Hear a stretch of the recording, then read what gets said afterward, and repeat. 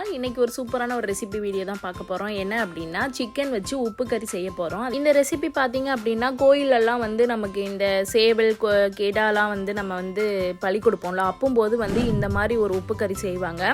சாதத்தோடு கொடுக்காம வெறும் உப்பு கறி மட்டும் வச்சு கொடுப்பாங்க. இது பேட்சில் இருந்து எல்லாருமே ஈஸியாக ட்ரை பண்ணக்கூடிய ஒரு ரெசிபி தான். இது செய்கிறதுக்கு ஒரு கடாய் எடுத்து வச்சுக்கோங்க. அதில் வந்து நல்லெண்ணெய் சேர்த்துக்கோங்க. நல்லெண்ணெய் இல்லைன்னா நீங்கள் கடலை எண்ணெயோ என்ன குக்கிங் ஆயில் வச்சுருக்கீங்களோ அதை சேர்த்துக்கலாம். நல்லெண்ணெய் வந்து நல்ல ஃப்ளேவர் கொடுக்கும். நல்லெண்ணெய் சேர்த்ததுக்கப்புறம் வந்து ஸ்பைசஸ்லாம் உள்ளே சேர்த்துக்கோங்க. அது நல்லா பொரிஞ்சு வந்ததுக்கப்புறம் என்ன பண்ணணும் அப்படின்னா சின்ன வெங்காயம் இருக்குது பார்த்தீங்களா, சின்ன வெங்காயம் எல்லாத்தையும் நல்லா உரிச்சிட்டு நல்லா இஞ்சி தட்டுற கல் வச்சுருப்போம் பார்த்தீங்களா, அதில் நல்லா இடிச்சிட்டு சேர்த்துக்கோங்க. அப்போது அந்த வெங்காயத்தோட ஃப்ளேவர்லாம் அந்த ஆயிலில் இறங்கி நல்லா டேஸ்ட் கொடுக்கும். இதுக்கு சின்ன வெங்காயம் தான் கண்டிப்பாக தேவைப்படும். ஏன் அப்படின்னா சின்ன வெங்காயம் தான் நல்லா டேஸ்ட் கொடுக்கும். அதுவும் நிறைய சின்ன வெங்காயம் நல்லா உரிச்சு வச்சுக்கோங்க. சின்ன வெங்காயம் நல்லா வதங்கினதுக்கப்புறம் வந்து கருவேப்பிலை வந்து சேர்த்துக்கோங்க. கருவேப்பிலையை நல்லா பொரிய விட்டுருங்க. அதுக்கப்புறம் வந்து ஒரு 4-5 பல்லு பூண்டு எடுத்து நல்லா தட்டி சேர்த்துக்கோங்க. அதையும் இடிச்சே சேர்த்துக்கோங்க.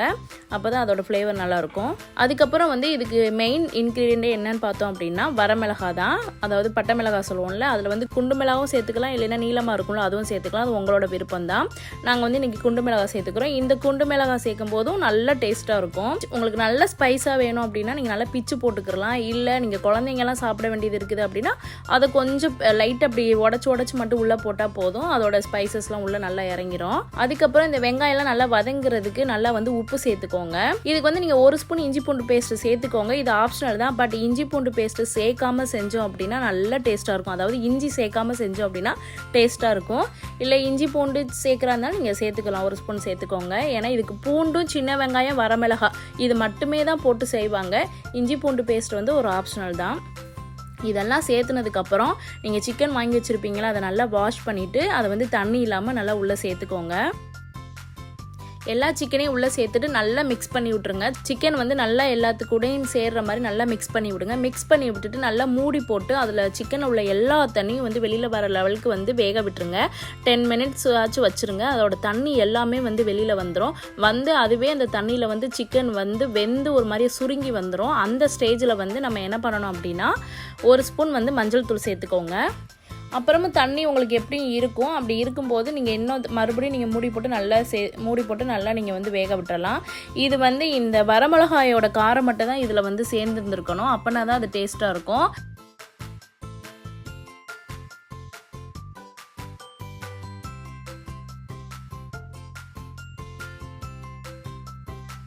நல்லா மூடி வச்சு அதுவே நல்லா சுருண்டி வரும். தண்ணியெலாம் சுண்டி சிக்கனை நல்லா வெந்துடும். வெந்ததுக்கப்புறம் நீங்கள் அது கூட சுருளை கிண்டிக்கிட்டே இருக்கணும்.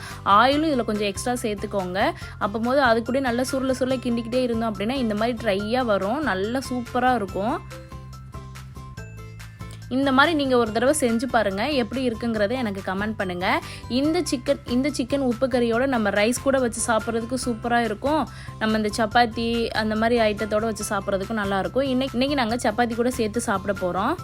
சப்பாத்தி வந்து எப்படி சாப்பிட்டா செய்கிறதுங்க அப்படிங்கிறத டிப்ஸ் வந்து இன்னொரு வீடியோவில் நான் உங்களுக்கு ஷேர் பண்ணுறேன். சப்பாத்தியும் நல்லா போட்டு எடுத்துக்கிட்டாச்சு. இது ஆக்சுவலாக நாங்கள் நைட்டு டின்னருக்கு ரெடி பண்ணியிருந்தோம். ஸோ அதனால் வந்து ஆஃப்டர்நூன் வச்சுருந்த முட்டை கிரேவியும் இருந்துச்சு. அந்த முட்டை கிரேவி அப்புறம் சிக்கன் உப்பு கறி சப்பாத்தி இதெல்லாம் வச்சு தான் நாங்கள் சாப்பிட போகிறோம்.